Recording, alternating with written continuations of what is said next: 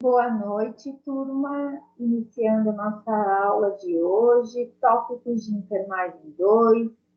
Lembrando que vocês estão sendo gravados, pois a nossa aula é aula síncrona online.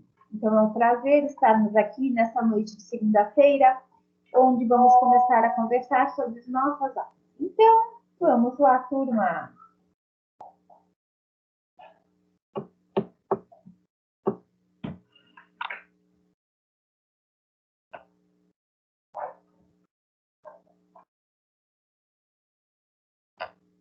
Então, nosso assunto de hoje é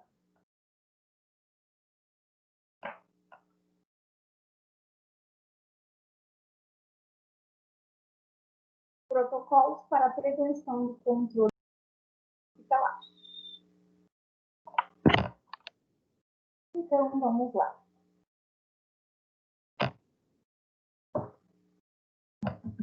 Nessa aula, estudaremos, então, sobre os protocolos para a prevenção de infecção hospitalar, ressaltando que as principais infecções são respiratórias, cirúrgico, urinário e hematogênico. Por que esses sítios? Esses sítios são os que não permitem contaminação por nenhum micro-organismo. Então, esses 3 sítios, pessoal, são os que a gente mais trabalha, a prevenção, os controles, então, de infecção de todos os estabelecimentos de controle de saúde.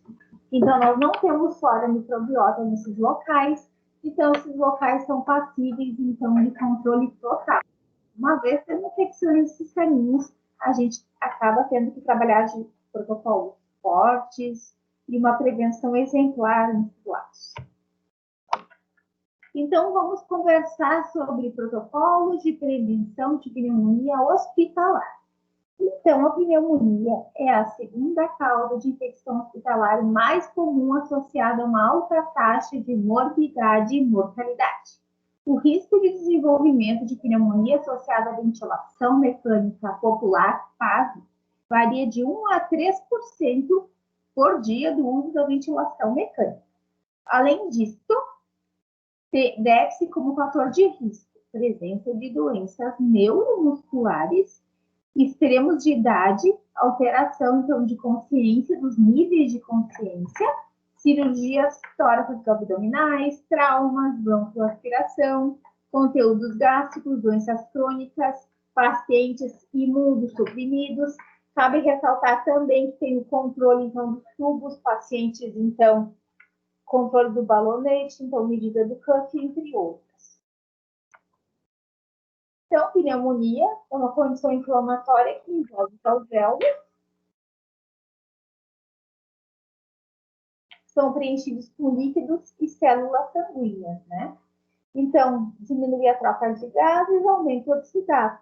A pele, então, fica fria e viscosa, os músculos ficam com fadigas e várias dores, tem dor e desconforto muscular, as articulações, então, estão com dor, gástrica, náuseas, vômitos, diarreia, sistema nervoso também, pulmões ficam com dispneia, tosse, coração da taquicardia, taquipneia e hipotensão, tosse produtiva, com secreção, e pode estar contaminado, então, com alguns agentes patogênicos, bactérias comuns, então, que podem estar contaminando. Então, aqui a gente tem sempre, quando a gente fala em prevenção de infecção, vamos lembrar que a gente trabalha com bundles, né? Bundles são pacotes de prevenção de boas práticas que a gente utiliza para prevenir infecções. Então, é bem importante a gente sempre falar em bundles quando a gente fala em medidas preventivas.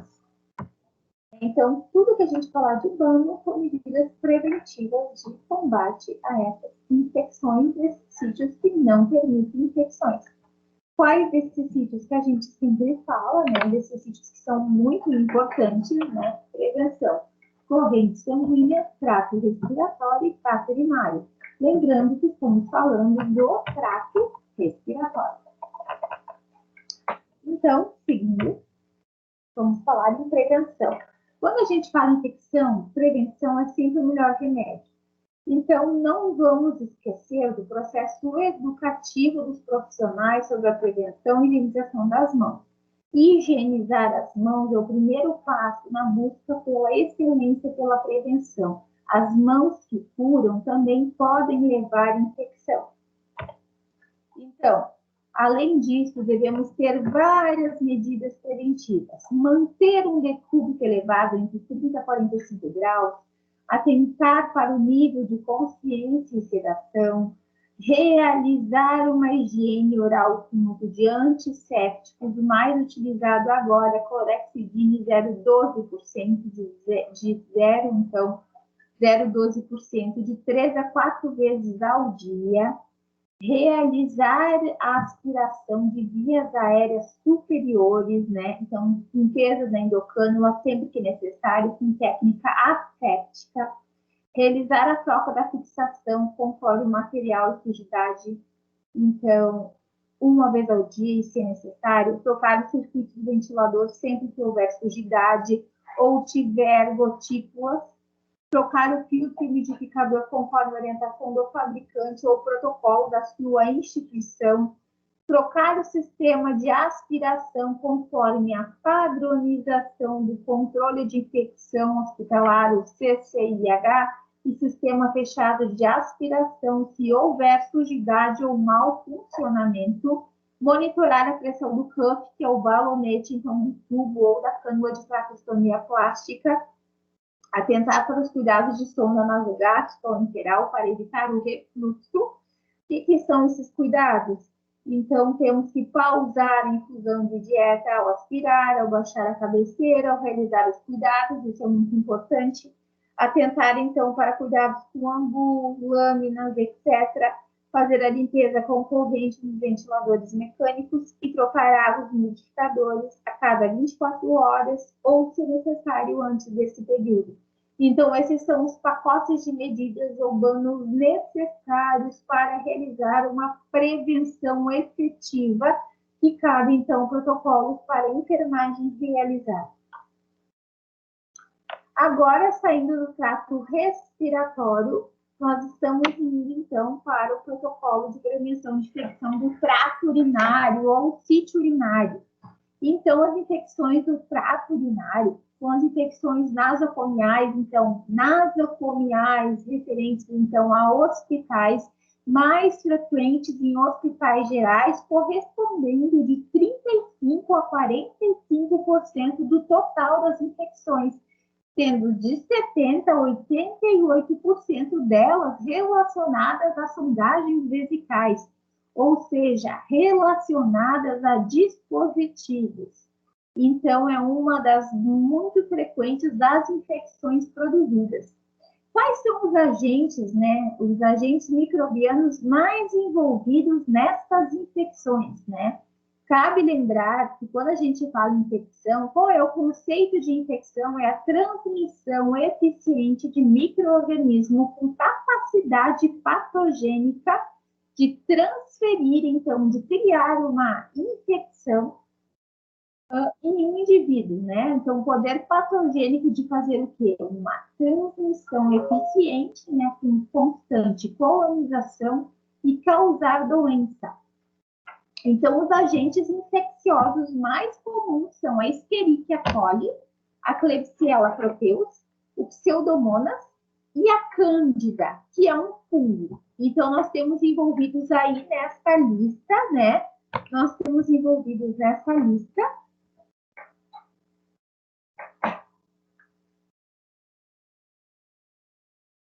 Olá, Patrícia. Estamos vendo, então, sobre infecções. Oi, prof. Tudo bem? Obrigada. Vamos continuar, depois eu repito novamente. Ok.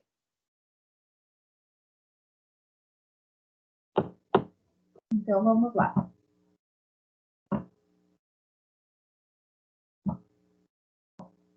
Então, vamos começar. Estávamos falando, então, sobre os protocolos para a prevenção e controle de infecção hospitalar. Então, cabe ressaltar o que é infecção. Então, infecção é a transmissão eficiente de micro-organismos para um hospedeiro suscetível com uma constante transmissão, multiplicação e infestação do hospedeiro, né, com transmissão de patógenos, ou seja, de infecção e doença. Então, desta forma, nós teremos os mais comuns. Quais são os sítios que não podem ter a presença de micro-organismos, sejam eles fungos, bactérias ou vírus? É o sítio urinário, sanguíneo e respiratório.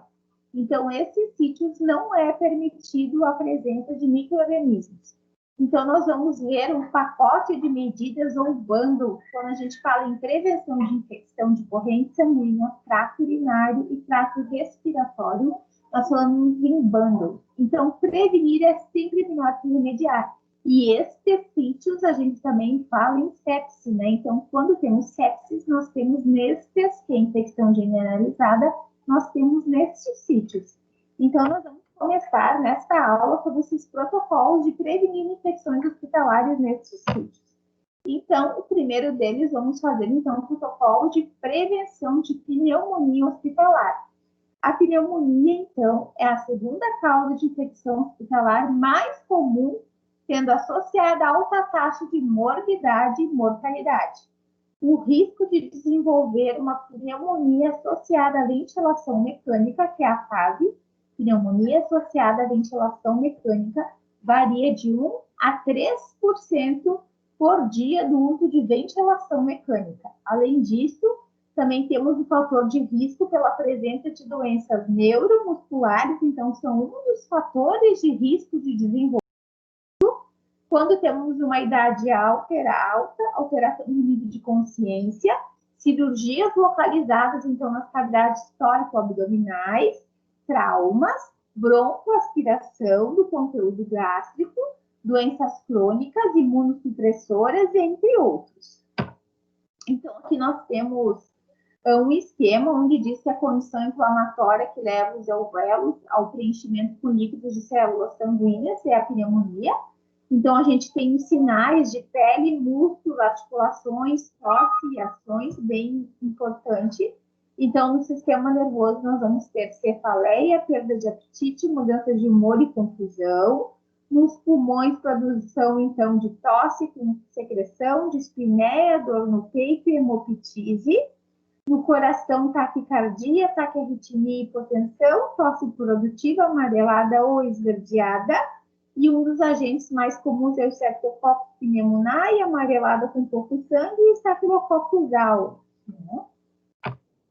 Então, quais são as medidas preventivas? A primeira coisa que a gente fala, quando a gente fala em prevenção, é educação.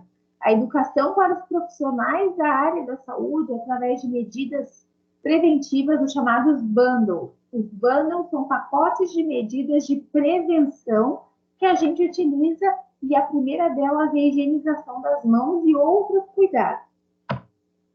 Então, para a medida de prevenção, então, de infecção do trato respiratório, manter um decúbito elevado, a cabeceira elevada entre 30 e 45 graus. Atentar para o nível de consciência e sedação. Realizar higiene oral no mínimo 4 vezes ao dia com antisséptico padronizado, no caso a clorexidina 0,12%. Isso é fundamental porque a nossa boca, ainda mais boca de pacientes intubados, ela é uma rede, um sítio de muita produção de muitos micro-organismos. Então, ela tem que ser descontaminada para essas microbiotas não descerem para o pulmão, que é um sítio que não permite contaminação. Realizar aspiração de vias aéreas com técnica asséptica, realizar a troca da fixação desse tubo ou do tubo da traqueostomia no mínimo uma vez por dia, sempre que necessário, trocar o circuito ventilador mecânico sempre que necessário, quando tiver gotículas ou condensados, não pode ter, então, um circuito da traqueia, gotículas ou respingos, trocar o filtro ou umidificador conforme a orientação do fabricante, trocar todo o sistema de aspiração fechada conforme o controle de infecção, monitorar a pressão do cuff. O que é o cuff? É o balonete do tubo ou o tubo da traqueostomia plástica porque este tubo impede a descida de secreções provenientes do trato superior para o trato inferior, que também é responsável, então, pela FAV, que é a pneumonia associada à ventilação mecânica, que pode também dar algumas condições para que se instale essa pneumonia. Atentar para cuidados, então, com a sonda nasogástrica e sonda nasentérica, quando for manipular este paciente, estarmos realizando a pausa na dieta, quando for baixar a cabeceira, realizar aspiração, mudanças de decúbito, banho, troca, cuidados com umidificadores, nebulizadores, lâminas de laringe, higienizar também, realizar a limpeza com corrente nos ventiladores, e trocar a água dos umidificadores a cada 24 horas, porque também podemos estar contaminando essas soluções. Agora que a gente segue do trato respiratório, e também cabe ressaltar que é importante a saída do leito, fisioterapia, entre outros cuidados também, vamos entrar num outro sítio muito importante, que é o sítio urinário. Então, também é permitido a presença de micro-organismos nesse sítio, que é o trato urinário. Então, vamos para os protocolos de prevenção da infecção do trato urinário. Então, a infecção do trato urinário são infecções nasocomiais, ou seja, referentes a hospitais mais frequentes nos hospitais gerais, que correspondem de 35 a 45% do total das infecções, sendo de 70% a 88% relacionadas à sondagem.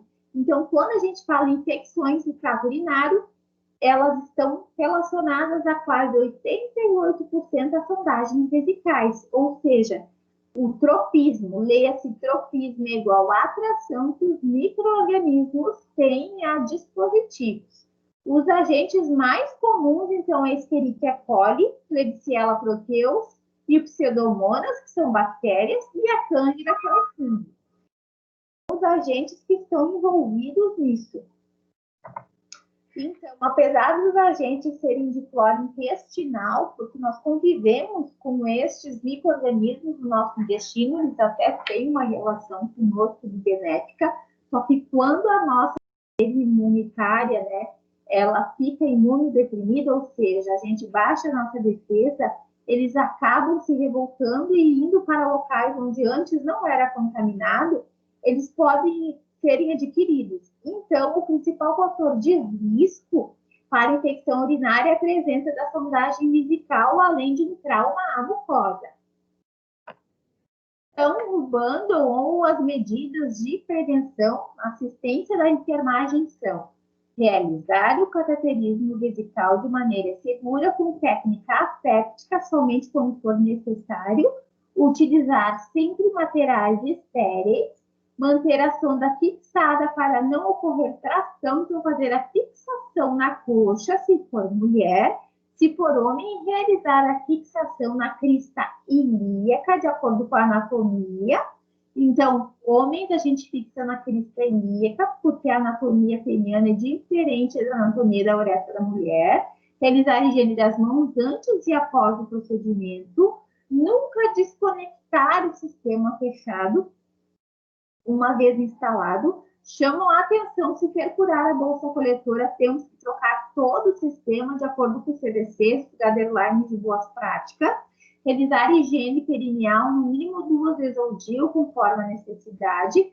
Sempre realizar higiene íntima, então, de cima para baixo, nunca ao contrário.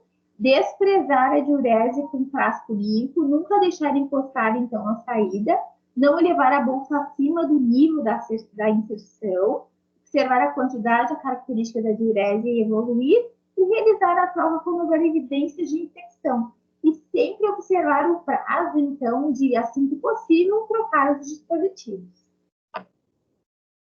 Dentro disso, agora, vamos para os protocolos de prevenção de infecção de corrente sanguínea associada ao acesso vascular, ou ICS. Então, o cateterismo vascular é uma técnica utilizada para infusão de terapias intravasculares ou endovenosas, o uso de catéter instalado nas diversas vias de acesso, ou seja, corrente sanguínea.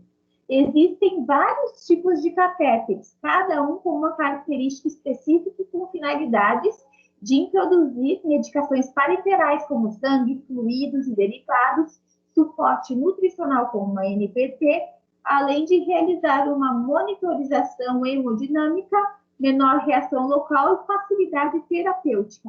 Então, dependendo, vamos usar o acesso vascular, ou seja, endoteliar, para poder ter finalidade terapêutica, diagnóstico ou de nutrição. Uma das complicações mais associadas ao acesso vascular no tocante de infecções são as sepses relacionadas a catéteres, pois são as principais causas bacterianas nasocomiais e correspondem a 40% das bacteremias que ocorrem em UTIs. Sua incidência varia de acordo com o hospital e entre as diferentes unidades, com taxa de 0 a 40%, dependendo. Então, catéter utilizado, tempo, caracterização, presença de fatores de risco e experiências da equipe. Então, todos estes itens a gente vai levar em consideração. Catéter utilizado, então, o tipo que é. O tempo de caracterização, presença de fatores de risco e experiências da equipe. Quais são os bundles do pacote de medidas de prevenção? Higienizar sempre as mãos antes e após o manuseio do catéter e preparo de medicações. Limpeza dos dispositivos antes, limpeza das ampolas também. Selecionar o tipo de catéter e sítio de inserção. Utilizar precaução padrão para o manuseio de dispositivos vasculares. Inspecionar diariamente o local de inserção, sinais logísticos e ósseo dos catéteres. Realizar cobertura, então, sempre que necessário, semi-oclusiva com gás fixador ou membrana transparente, né, as chamadas coberturas. Remover o dispositivo assim que não houver mais indicação, então retirar todas as coberturas desnecessárias. Não há recomendação para a troca de dispositivo central, realizar quando apresentar sinais de infecção ou não funcionamento adequado. Profissionais, então, do uso de inserção, manuseio de dispositivos intravasculares, utilizar a técnica séptica, fazer o curativo com técnica séptica também, de acordo com o tipo de curativo, anotar a data, a hora, o aspecto do curativo, trocar equipos e dânulas, perfusores, de acordo com o protocolo do controle de infecção, recomenda-se a troca do catéter periférico em adultos em 72 horas ou conforme necessidade, até 96 horas, quando confeccionado com poliuretano. Cuidados do manuseio, com seringas, agulhas e medicações. Então, higieniza a mão, prepara as medicações e depois higieniza as mãos novamente, coloca o EPI conforme necessidade.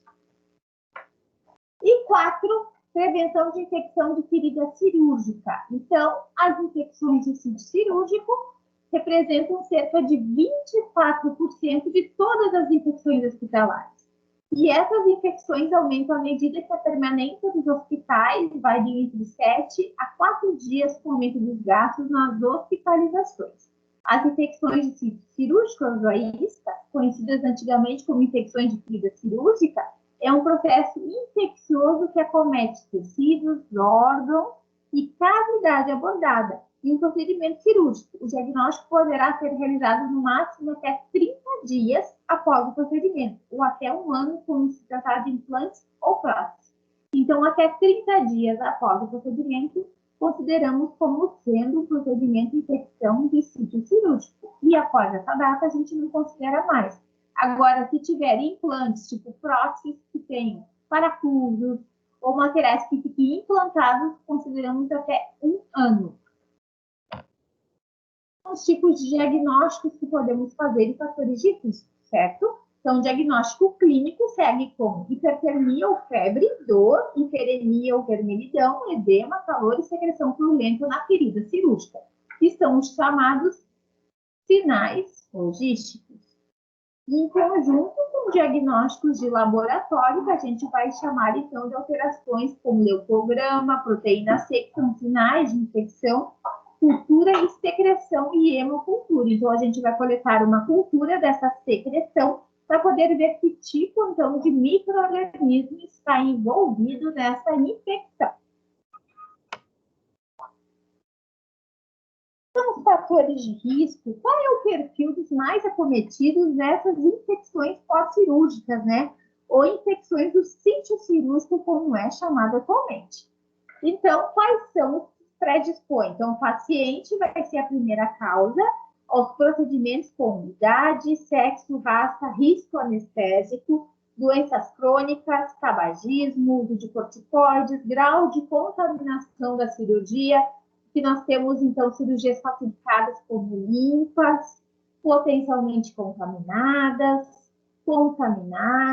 e infectadas. Então, a gente também tem que classificar conforme o sítio da cirurgia, então ela tem toda essa classificação. Duração, tipo de cirurgia, técnica empregada, remoção de pelos ou não, o banho pré-operatório foi feito e o antibiótico profilático também foi administrado. Então, é um conjunto de boas práticas relacionadas ao tipo de procedimento que também pode auxiliar a essa predisposição ou não, o sucesso ou não do procedimento. Então, para terminarmos o estudo, então, dessa web aula, vamos destacar alguns pontos importantes. O pré-operatório, do peri ou durante a cirurgia e do pós-operatório, que também continua. Lembrando, quando falamos em cirurgias, é muito importante começar nos 3 tempos. O pré-operatório antes da cirurgia, o perioperatório durante a cirurgia e o pós-operatório depois. Então, temos que cuidar sempre antes, durante e depois do procedimento cirúrgico, porque os 3 passos são fundamentais para o sucesso dessa empreitada. Então, os protocolos preventivos seguem nos 3 momentos também, para proteção e prevenção do controle de infecção. Quais são as principais medidas pré-operatórias? Então, vamos lá. O tempo de internação deverá ser o menor tempo possível, ou seja, tempo de internação mais rápido possível para não contaminar. Então, o possível no hospital é internar minimamente mais próximo possível, de preferência que venha de tarde. O banho com antisséptico deverá ser realizado na noite anterior ou na manhã da cirurgia. Muitos hospitais estão aderindo a essa boa prática, então, um banho 24 horas antes e um banho no dia da cirurgia. De preferência, o ideal seria todos, mas, de acordo com as condições, acabam se priorizando apenas um banho. Então, hoje em dia, o mínimo é que todo mundo entenda que tem que se tomar banho minimamente com água e sabão e salientar, então, reforçar as áreas onde será operado. Deve-se priorizar a tontura do que a cicotomia, ou seja, usar a tesoura e pedir para não começar a fazer raspagem nos pelos. Isso deverá ser feito só no bloco cirúrgico. Então, sempre utilizar o cicotomizador elétrico, no máximo até 2 horas antes do procedimento, né? Então, isso deverá ser feito no bloco cirúrgico. O que a gente faz durante o procedimento operatório? Então, preparar o ambiente com instrumentos e pacotes, controle rigoroso da central de materiais com teste de esterilidade que eles já fazem. Então, vai ter preparo de pele com a equipe, anestesia de mãos e campos, aplicar técnicas cirúrgicas, hemostasia, remoção de tecido, remoção do corpo estranho, remoção de secreção, eliminação de espaço morto e suturas. Por fim, faça, então, o uso de antimicrobianos profiláticos para evitar, então, infecção, que são tudo técnicas médicas. E as medidas pós-operatórias, nós vamos realizar, então, curativos de incisão com técnicas assépticas, avaliadas, curativos que têm que ser mantidos, então, por 24 horas, para poder criar toda aquela barreira, atentar para sinais de infecção, controle dos débitos de drenos, características das secreções, local de inserção e fixação, e técnicas assépticas, sempre utilizar a melhor maneira possível, higienização das mãos rigorosas e manter esses curativos também. Dúvidas? Vamos lá. Fala, dona Paty, não estou te ouvindo. Acho que tem que ligar o seu microfone. Oi, tá. Fala. Para. Estou te ouvindo. Tá. Só uma dúvida, assim, prof, ou talvez duas. A questão da infecção cirúrgica. A senhora colocou aqui implante de próteses, daí é 1 ano, né? E no caso dos transplantes, sempre vai ser considerado uma rejeição? Não entra em quadro de infecção? É que aí, quando é transplante, a gente vai falar que aí, então, é outro órgão, entra como rejeição, só que daí também pode ter sinais. Só que eles já tomam medicação para rejeição. Aí eles vão avaliar se é rejeição do órgão ou é infecção, que daí muda os sinais. Rejeição é algo acima da infecção. É bem boa a tua pergunta, mas é diferente os sinais. Né? Infecção tem a ver com contaminação e rejeição tem a ver com a rejeição do próprio tecido. Aí eles têm que tomar muito imunossupressor para rejeição mesmo. Infecção tem a ver. Pode ter infecção no enxerto, sim, pode ter também, que a gente chama de enxerto, né? Todos os órgãos são enxertados. Então, a gente também pode ter isso, mas há diferença. Também pode ter infecção de enxerto, sim, mas aí é diferente. Tá. Tá. Eu tinha essa dúvida. E outra coisa que a gente tem notado, prof, que assim, ó, a infecção, ela não. Antigamente, os sinais e sintomas eram mais específicos, mas ultimamente a gente tem pego muito paciente séptico com hipotensão, diminuição de sensório, mas não com hipertemia. Uhum. É porque assim, ó, a febre, ela não é mais um sinal característico. Porque a febre, a gente pode dizer que a febre ela já é um sinal de alerta do próprio organismo. Nem todos vão fazer isso. Aí realmente tu tem razão. Muitos sinais começam com o quê? De saturação, que pode ser sepse, por isso que a gente tem todos contra a sepse, né? São sinais que tu vai ver de saturação e outros que a gente já diz para estar procurando serviço de saúde, né? Então a febre realmente tu tens razão, não é todos que vão ter. Tem organismos que nunca vão apresentar febre. Então, a gente vai levar em consideração a hipotensão, né?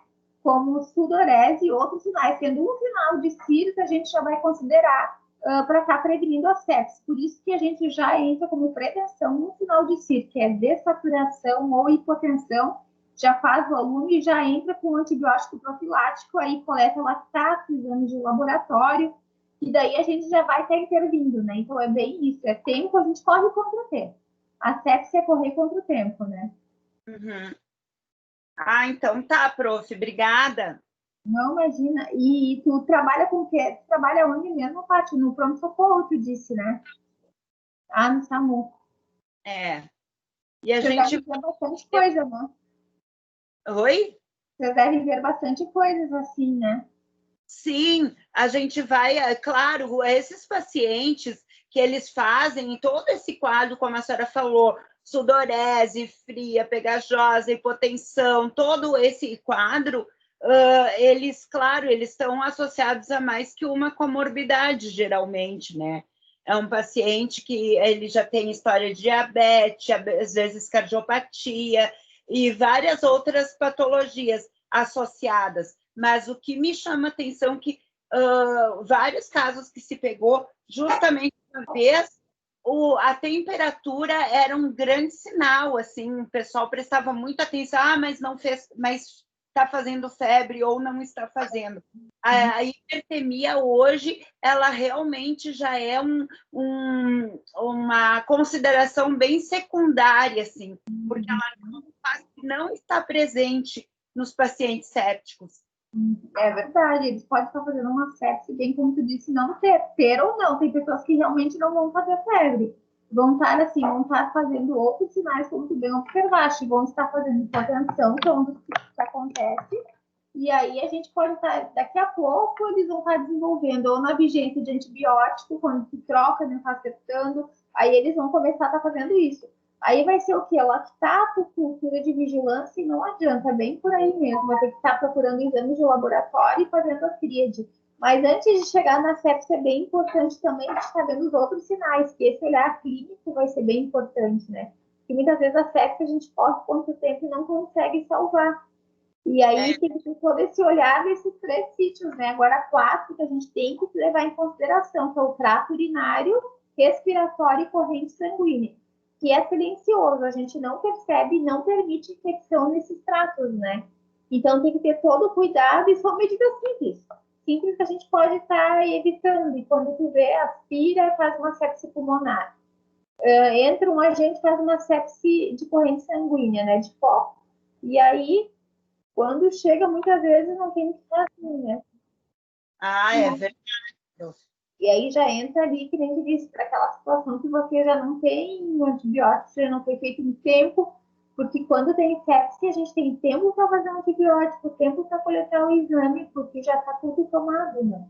E não é o que a gente quer. E a gente tem que salvar vidas. Os protocolos da emergência, eles salvam muitas vidas. E é muito importante, né? Para poder estar salvando todas essas pessoas. Ah, é que no meu caso eu vou na casa das pessoas em resgate, mas realmente é inadmissível o paciente estar dentro do sistema de saúde e a gente não estar atento, né, para a urina do paciente, uma tosse como é que a gente diz, produtiva, né? A gente não observar corretamente, o não ter esse olhar bem adequado pode piorar muito o quadro do paciente, né? É verdade. Então, é pequenas coisas, é todo dia evoluir, olhar para o paciente, evoluir o aspecto, assim, ó, a urina começa, assim, mudança do cheiro, do aspecto, que dia que começou a ficar concentrada, tem que olhar o paciente todo céfalo-podálico, tem que olhar ele como um todo. Quando que ele começou, principalmente idosos, eles começam a ficar confusos, eles não ficam assim de um dia para o outro. Quando eles começam a ter indício de infecção urinária, eles começam a ficar confusos, agitados, né? Broncoaspira, então, na parte da pneumonia, principalmente muitos dispositivos. A gente tem que começar a tirar o máximo possível. Tudo que for dispositivo, os micro-organismos têm verdadeira adoração por ter plástico. Então, a gente tem que começar a evitar e pensar o que eu puder tirar de micro-organismos, eles adoram ter uma sonda, um acesso. Então, a gente tem que pensar que quem está na unidade de internação, UTI, quanto mais tempo, pior. Então, claro, se precisa do dispositivo, a gente vai manter. Mas o que puder manter longe, melhor, né? E na parte dos exercícios, assim, de fixação, como é que tá? Tá conseguindo fazer? A parte do avaliar, tu conseguiu avaliar a disciplina? Sim, sim, já fiz tudo. Ah, então tá bom. O AVA, o avaliar, tudo tá. Tá tudo em dia. Só as suas tarefas que eu tô. Agora eu quero ver se essa semana eu boto todas em dia e deixo todas prontas e lhe envio. Então tá. Então agora eu já vou te dar um tempinho para já fazer os exercícios que a gente tem. Tu já pode começar a fazer esse tempinho agora que a gente tem para te começar a fazer, já ajuda. Tu não tá de plantão hoje? Não, não. Aí tu já pode começar fazendo, dúvidas tu já pode me pedir. E aí já vou tirar esse tempo para te começar a fazer atividade, então. Já começa a fazer exercícios de fixação, dúvidas eu vou estar à disposição. Aí já vou te dar esse tempo para te começar a fazer. E Tá, aí depois tu já vai me perguntando. tá Alguma ok. dúvida a mais? Não, não, obrigada, prof. Então tá. Obrigada você pela participação. E aí já vamos fazendo, tem bastante cartilhas também na nossa pré e pós-aula e tu vai pedindo. Eu vou ver que eu marco com as meninas também no final de semana para a gente fazer uma aula para poder tirar as dúvidas, né? Um dia no final de semana eu vou marcar para a gente tirar todas as dúvidas, enfim, para a gente ir indo. E aí, para a gente não deixar tudo para um dia só, né? Para não deixar acumular muita coisa. Ai, peraí. Conseguiu me entender? Ai, abaixou o volume, prof. Deu. Deu? Ah, tá. Para a gente não deixar acumular muita coisa, né? Conforme vai tendo uma dúvida, vão pedindo, que nem você está fazendo, Paty. Qualquer coisa, vai me pedindo que a gente vai respondendo. Fico bem feliz que você está pedindo, vai pedindo. Vai anotando dúvidas que tu vê assim que tem, que tu vê no trabalho, vai anotando coisas assim, se tiver alguma dúvida, anota que daí a gente vai respondendo. Tá, ok, prof. Tá bom, querida? Tudo de bom. Então, vai fazendo atividade e vai me pedindo que eu também vou estar disponível. Tá bom? Obrigada. Imagina. Até mais. então, a matéria. Obrigada. Tá bom, até. Tchau.